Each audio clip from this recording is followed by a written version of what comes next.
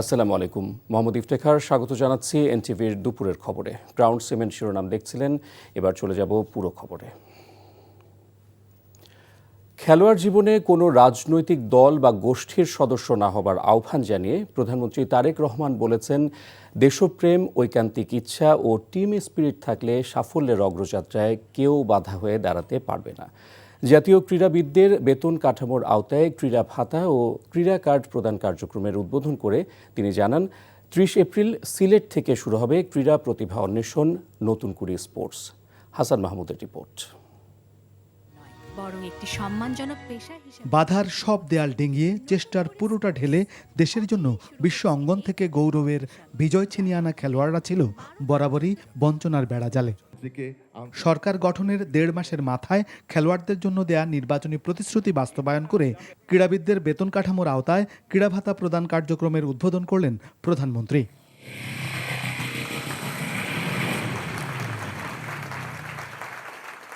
প্রথম পর্যায়ে ১২৯ জন খেলোয়াড়কে মাসিক ১ লাখ টাকা করে দেয়া হয়েছে এই ভাতা, যা ৭ দিনের মধ্যে পাবেন ৫০০ জন। ক্রীড়াবিদদের হাতে তুলে দেওয়া হয় ক্রীড়া কার্ড, আর সাফল্য অর্জনকারীদের দেয়া হয় সম্মাননা। বাংলাদেশে কোনো ফুটসাল গ্রাউন্ড নাই, তো আমি আমাদের ক্রীড়ামন্ত্রী প্রতিমন্ত্রী স্যারের দৃষ্টি আকর্ষণ করছি। তোমাদেরকে একটা সিকিউর জায়গায় মেয়েরা যাতে প্র্যাকটিস করতে পারে, খেলতে পারে, সেইটা মোটামুটি মাঠটার সিলেকশন সবকিছুই হয়ে গিয়েছে।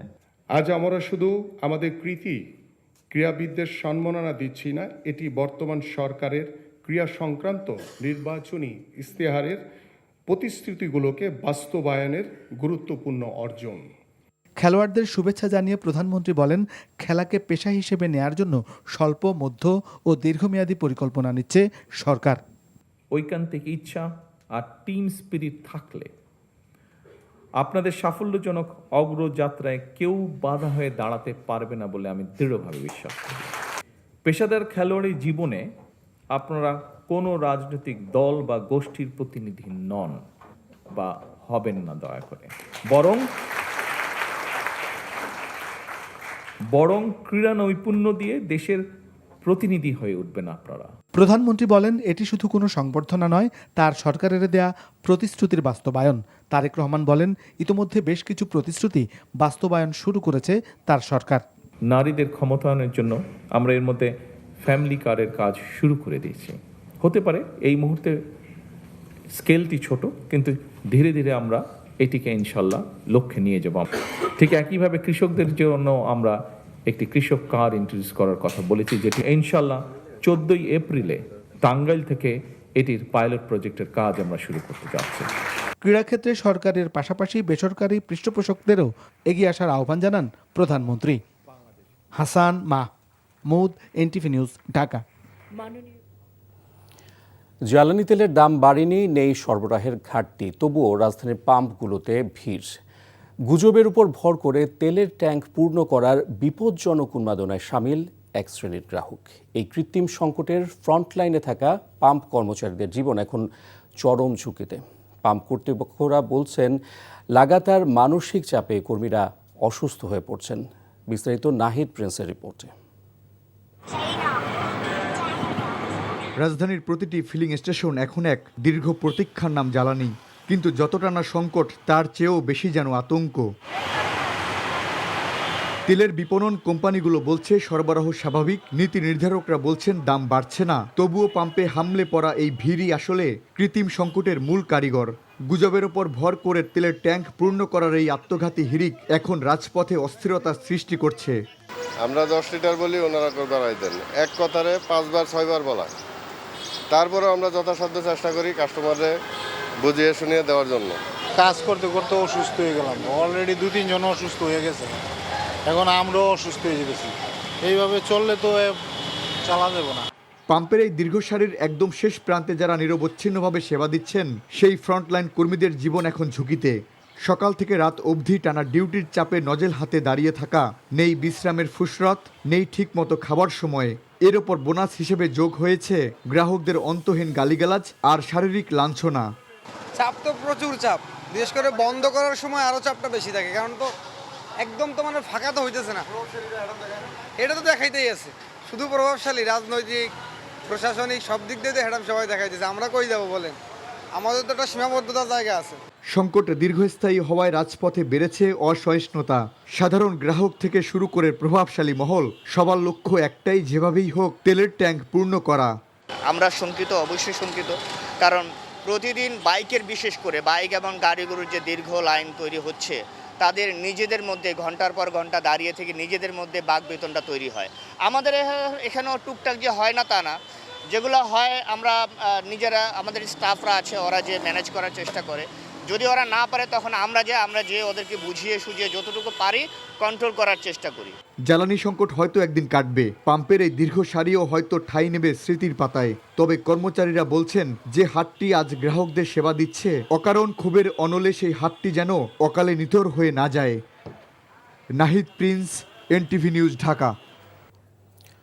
হঠাৎ করেই দেখা দিয়েছে হামের প্রাদুর্ভাব। বায়ুবাহিত এ রোগে আক্রান্ত হয়ে প্রতিদিন অসংখ্য শিশু সরকারি বেসরকারি হাসপাতালে চিকিৎসা নিচ্ছে। এখন পর্যন্ত সারা দেশে 674 শিশু আক্রান্তের খবর জানিয়েছে স্বাস্থ্য অধিদপ্তর। আক্রান্তদের মধ্যে সবচেয়ে বেশি রোগী ঢাকায় আর কম রংপুরে। প্রাথমিকভাবে হামের লক্ষণ দেখা দিলে রোগীকে আলাদা করার পরামর্শ চিকিৎসকদের। অজিত আইচের ক্যামেরায় রাজধানীর চিত্র তুলে ধরছেন ওবায়দুল্লাহ মামুন। শিশুদের জ্বর, সর্দি, কাশি, পাতলা পায়খানা ও নিউমোনিয়া নিয়ে হাসপাতালে ছুটছেন অভিভাবকরা। শহর কিংবা গ্রাম, সর্বত্র ছড়িয়ে পড়ছে এ সমস্যা। সপ্তাহ পার না করতে শরীর জুড়েই দেখা যাচ্ছে র্যাশ, সাথে চোখের প্রদাহ। মানিকগঞ্জ থেকে 24শে মার্চ বাচ্চার জ্বর ও নিউমোনিয়া নিয়ে এসেছেন এই মা। এখানে আসার পর জানতে পারলেন বাচ্চার হাম হয়েছে। এরকম অসংখ্য রোগী ভর্তি হয়েছেন রাজধানীর সোহরাওয়ার্দী হাসপাতাল সহ বিভিন্ন হাসপাতালে। সব বাচ্চাদের কমন সমস্যা সর্দি, কাশি ও জ্বর, পাতলা পায়খানা। তবে এসব লক্ষণ দেখা দিলে আতঙ্কিত না হয়ে শিশুদেরকে আলাদা করার পাশাপাশি তরল খাবার খাওয়ার পরামর্শ চিকিৎসকদের।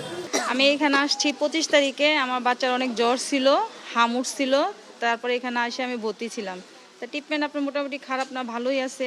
এখানে আসছি আমি 24 তারিখে, বাচ্চা ভর্তি করেছি। এখন বাচ্চা জ্বর হয়েছিল, মুখে গা হয়েছিল, চোখ ফুলে গেছিল আর হাম হয়েছিল। এখন আল্লাহর রহমতে আমার বাচ্চা একটু সুস্থ আছে। ওখানে একটু জ্বরটা খালি ছুটছে, ওখানে পাতলা পায়খানা কমে নাই আর কাশি কমে নাই। তবে হাসপাতালে রোগীর চাপ থাকায় রোগীদের জায়গা হয়েছে বিশেষ ওয়ার্ড ছাড়িয়ে স্বেচ্ছাতে বারান্দায়, তাও আবার এক বিছানায় 2 থেকে 3 জন। যেহেতু এখন একটা প্রাদুর্ভাব অবস্থা চলতেছে, যেটা আমাদের করতে হবে, যখনই মা খেয়াল করবে বা সন্দেহ হবে বাচ্চাটার হাম, বাচ্চাটাকে আমরা কি করব, আইসোলেশনে রাখবো। আইসোলেশন মানে এখানের মধ্যে হসপিটালেই চলে আসতে হবে তা না। যদি বাচ্চাটা ওরকমভাবে তার কমপ্লিকেশন ডেভেলপ না করে, সে কিন্তু বাসার মধ্যেও চিকিৎসা করতে হবে। তবে হাসপাতাল কর্তৃপক্ষ হামের চিকিৎসায় আলাদা ওয়ার্ড ও সেবার কথা দাবি করছে। যখনই র্যাশ দেখা দিবে সাথে সাথে ডাক্তারের শরণাপন্ন হওয়াই উচিত, এবং এটা আইসোলেটেড না করলে তো ফ্যামিলিতে বা সমাজে আরও রোগ ছড়ায় পড়বে। এই জন্য হসপিটালে নিয়ে এসে আইসোলেশন সেন্টারে ডাক্তারদের তত্ত্বাবধানে অভিজ্ঞ ডাক্তার এবং পেডিয়াট্রিশিয়ান। স্বাস্থ্য অধিদপ্তর বলছে 2190 জন জ্বর সর্দি নিয়ে পরীক্ষা করার পর সারা দেশে 674 জন হামে আক্রান্তের তথ্য রয়েছে অধিদপ্তরের কাছে। Obaidullah Mamun, NTV news, Dhaka. এদিকে রাজশাহী অঞ্চলে হামের প্রাদুর্ভাব ও মৃত্যুর হার বেড়ে যাওয়ার কারণ অনুসন্ধানে 3 সদস্যের কমিটি গঠন করেছে স্বাস্থ্য মন্ত্রণালয়। সকালে ঢাকা মেডিকেল কলেজের শিশু বিভাগের প্রধান অধ্যাপক ডাক্তার ফেরদৌস হাসনাত কাকুলির নেতৃত্বে 3 সদস্যের এই কমিটি এবং বিএনপির স্বাস্থ্য বিষয়ক সম্পাদক doctor Rafiqul Islam Rajshahi medical college হাসপাতাল পরিদর্শন করেছেন। পরিদর্শন শেষে বলেন, সীমিত সম্পদ ও সামর্থ্যের মধ্য দিয়ে হাসপাতালের চিকিৎসকগণ অতিরিক্ত দায়িত্ব পালন করে হামে আক্রান্ত রোগীদের সুস্থ করে তোলার চেষ্টা করছেন। তিনি জনগণকে আতঙ্কিত না হয়ে স্বাস্থ্য সচেতন হবার পরামর্শ দেন। পাশাপাশি 9 মাসের কম বয়সী শিশুরা কী কারণে হামে আক্রান্ত হচ্ছে তা নিয়ে গবেষণার উপর জোর দেন তিনি।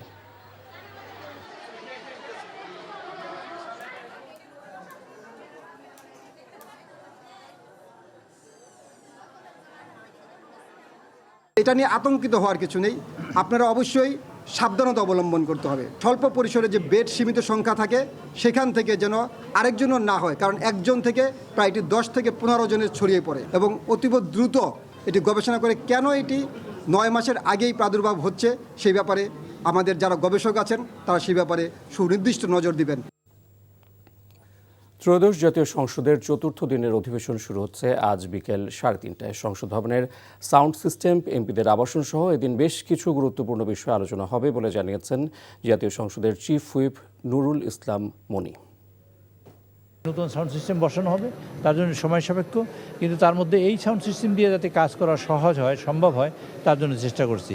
আমাদের 2 তারিখের মধ্যে রিপোর্ট দেবে, সেটা হলো সাউন্ড সিস্টেমের একটা কমিটি, তারা রিপোর্ট দেবে 2 তারিখের মধ্যে। তারা এখনও দেয়নি, 2 তারিখের মধ্যে তারা রিপোর্ট দেবে। তারা অলরেডি সার্জেন্ট অ্যাট আর্মস তার নেতৃত্ব হয়েছে, তিনি ইনফরমেশন দিচ্ছেন আমাদের, বা রেডি করে রাখবেন, তারপর আমরা সেটা জানতে পারবো। আর এমনি হাউস রিলেটেড, যেমন একজন মানুষ এমপি সাহেব থাকতে পারেন, সেই জাতীয় কার্যক্রম যাতে হয়, কি তার সব ঠিক হয়, তার জন্য চেষ্টা চলছে। এই মুহূর্তে জাতীয় সংসদ সচিবালয়ে আছেন আমাদের সিনিয়র করেসপন্ডেন্ট সেলিম মালিক, সরাসরি যুক্ত হচ্ছেন তিনি। সেলিম, আজকের অধিবেশনের কার্যসূচিতে গুরুত্বপূর্ণ কোন বিষয়গুলো আসছে, কি জানতে পেরেছেন?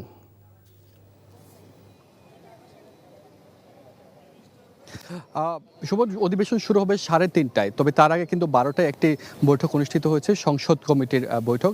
সেখানে 4টি বিষয়ে বড় সিদ্ধান্ত নেওয়া হয়েছে বলে আমরা জানতে পেরেছি।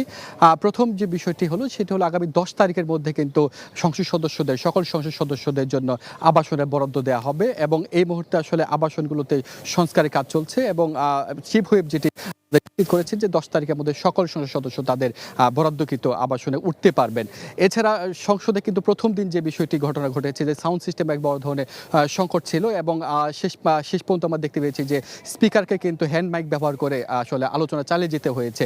তো এইখানে এর পেছনে আসলে বড় ধরনের নাশকতার ঘটনা ঘটতে পারে বলে চিফ হুইপ জানিয়েছেন, এবং সেটি কিন্তু বুয়েটের 3 সদস্যের একটি তদন্ত কমিটির মাধ্যমে তদন্ত করা হচ্ছে, এবং আগামী 2 তারিখে এ বিষয়ে প্রতিবেদন দেওয়া হবে বলে আমাদের জানা। এছাড়া সংসদ সদস্যদের যে হাসপাতাল রয়েছে, সেই হাসপাতালে আইসিইউর সংকট রয়েছে, এবং হাসপাতালে ঔষধ এবং অ্যাম্বুলেন্সের ব্যবস্থা করা হবে বলে আমাদের জানানো হয়েছে।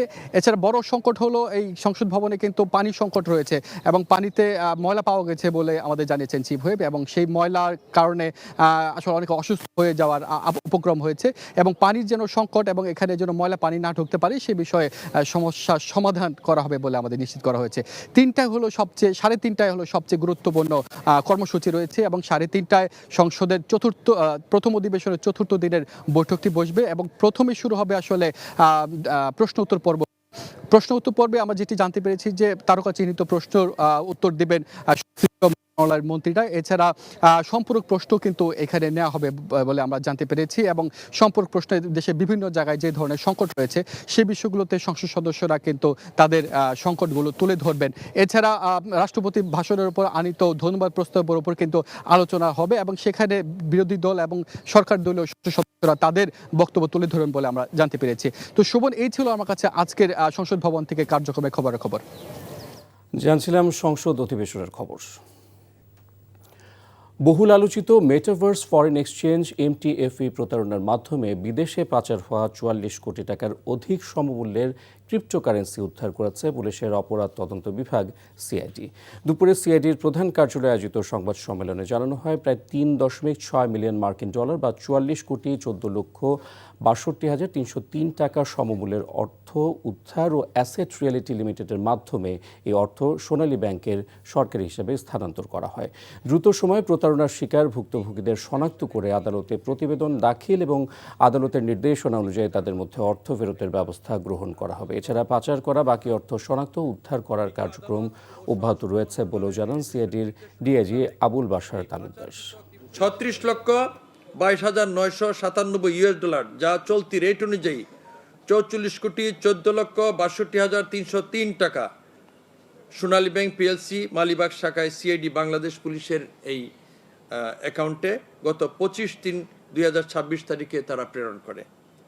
পরবর্তীতে আমরা এই বিজ্ঞ আদালতের নির্দেশ মোতাবেক ভিকটিমদের অর্থ কিভাবে ফেরত প্রদান করা যায় সেটার আদালতের এবং প্রচলিত আইনের মাধ্যমে আমরা সেটা ডিসবার্স করব। চট্টগ্রাম বন্দর জিরো ওয়েটিং টাইম অর্জন করেছে। এটি একটি গুরুত্বপূর্ণ মাইলফলক বলে দাবি বন্দর কর্তৃপক্ষের, যার ফলে জাহাজগুলোকে আর বহির্নোঙরে দীর্ঘ সময় অপেক্ষা করতে হচ্ছে না। টার্ন অ্যারাউন্ড টাইম কমেছে এবং আমদানি রপ্তানি কার্যক্রম আরও গতিশীল হয়েছে। একসময় চট্টগ্রাম বন্দরে আমদানি রপ্তানি পণ্যবাহী জাহাজসমূহকে নির্দিষ্ট সময়ের চাইতে বেশি দিন অপেক্ষা করতে হতো। এতে একদিন অলস সময়ের জন্য জাহাজ প্রতি দিনে $10,000 পর্যন্ত বেশি ব্যয় করতে হতো, যা শেষ পর্যন্ত সংশ্লিষ্ট পণ্যের ভোক্তার উপর গিয়ে পড়ত। পরিস্থিতির উন্নয়নে নানা পদক্ষেপের ফলে গত সেপ্টেম্বর মাসে বন্দরে জিরো ওয়েটিং টাইম অর্জন সম্ভব হয়। চট্টগ্রাম বন্দর কর্তৃপক্ষ জানায় ঈদের ছুটির বন্ধে অপারেশনাল কার্যক্রম চালু রেখেছিল। এতে জাহাজের ওয়েটিং টাইম, আউটার অ্যাঙ্করেজে অপেক্ষমান সময় পুনরায় শূন্যের কোঠায় নামিয়ে আনা সম্ভব হয়েছে। ফলে জাহাজ দ্রুত পণ্য লোড আনলোড করে চলে যেতে পারছে।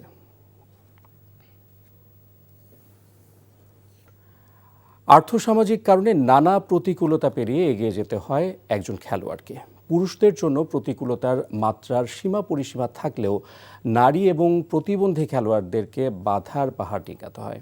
এমন নিষ্ঠুর বাস্তবতা পেছনে ফেলে দেশীয় এবং আন্তর্জাতিক পরিসরে ক্রীড়ার সাফল্য কম নয়। এই সাফল্যের ধারাকে এগিয়ে নিতে ক্রীড়া ভাতা ও ক্রীড়া কার্ড প্রদান করছে সরকার। এমন উদ্যোগে ক্রীড়াঙ্গন আরও বেশি প্রাণবন্ত এবং পিছিয়ে পড়াদের এগিয়ে নেবে বলে মনে করছেন ক্রীড়াবিদরা। আরও জানাচ্ছেন কুশলী আসির। আন্তর্জাতিক অঙ্গনে দেশের গৌরব বয়ে আনা ক্রীড়াবিদদের চোখে মুখে উচ্ছ্বাস। নিজ নিজ সাফল্যের পাশাপাশি মুকুটের নতুন পালক হিসেবে যুক্ত হলো প্রধানমন্ত্রীর সম্মাননা। ক্রীড়া ভাতা ও কার্ড প্রদান ছাড়াও একক পর্যায়ের স্বর্ণজয়ীদের 3 লাখ, রৌপ্য পদক বিজয়ীদের 2 লাখ ও ব্রোঞ্জ জয়ীদের 1 লাখ টাকা পুরস্কার দেয়া হয়। ক্রীড়াঙ্গনকে এগিয়ে নিতে এই ঘটনা অনন্য নজির স্থাপন করেছে বলছেন ক্রীড়াবিদরা। আজকে যে অনুষ্ঠানটা হয়েছে সেটা আসলে আমাদের অনেক প্লেয়ারের জন্য অনেক সারপ্রাইজিং একটা ব্যাপার ছিল। সুতরাং আমি মনে করি যে খেলোয়াড়রা তাদের নিজেদের প্রফেশনটাকে এখন চোখ বন্ধ করে তাদের প্রফেশন হিসেবে নিতে পারবে। আমাদের যে উদ্যোগটা নেওয়া হয়েছে, এতে করে আমাদের যে পিচের পাইপলাইনের যে আর্চাররা আছে বা প্লেয়াররা আছে তারা আরও বেশি আত্মবিশ্বাসী হবে এবং সামনের দিকে আগানোর চেষ্টা করবে। ব্যাডমিন্টন, টেবিল টেনিস থেকে বিশেষ চাহিদা সম্পন্ন ক্রীড়াবিদদেরও এই সম্মাননার আওতায় আনা হয়। আমাদের সিজনের দিকে আর তাকাতে হবে না, কারণ এত বড় একটা সম্মাননা দিয়েছে, আজকে এত বড় একটা ইনিশিয়েটিভ নিয়েছে মান্থলি আমাদেরকে দেওয়ার জন্য। তো আমরা অনেক খুশি। নিচু পর্যায়ে যারা আছে এখনও খেলা শুরু করছে তাদের জন্য খুবই ভালো হবে এবং তাদেরকে আরও উৎসাহ বাড়াবে। আমাদের মতো ডিসেবল যারা পিছিয়ে পড়া মানুষ আছে ওরা আমাদের দিকে অনেক ইন্সপায়ার হবে যে তাহলে আমাদেরও পিছিয়ে পড়া যাবে না। আমরাও চেষ্টা করি যে ওরকম সামনে আগাইতে পারি কিনা। আগামীতে এই সম্মাননা আরও আত্মবিশ্বাস বাড়াবে বলে ভাবনা ক্রীড়াবিদদের। কুশলী আসির, এনটিভি নিউজ, ঢাকা। এই ছিল দুপুরের খবর। এই খবরের ভিডিও সহ আপডেট জানতে ভিজিট করুন এনটিভি অনলাইন www.ntvd.com। এছাড়াও এনটিভির জনপ্রিয় সব অনুষ্ঠান ও খবরের আপডেট জানতে ভিজিট করুন আমাদের ইউটিউব ও ভেরিফাইড ফেসবুক পেজ। 5টায় দেশের খবর দেখার আমন্ত্রণ রইল। ধন্যবাদ সবাইকে।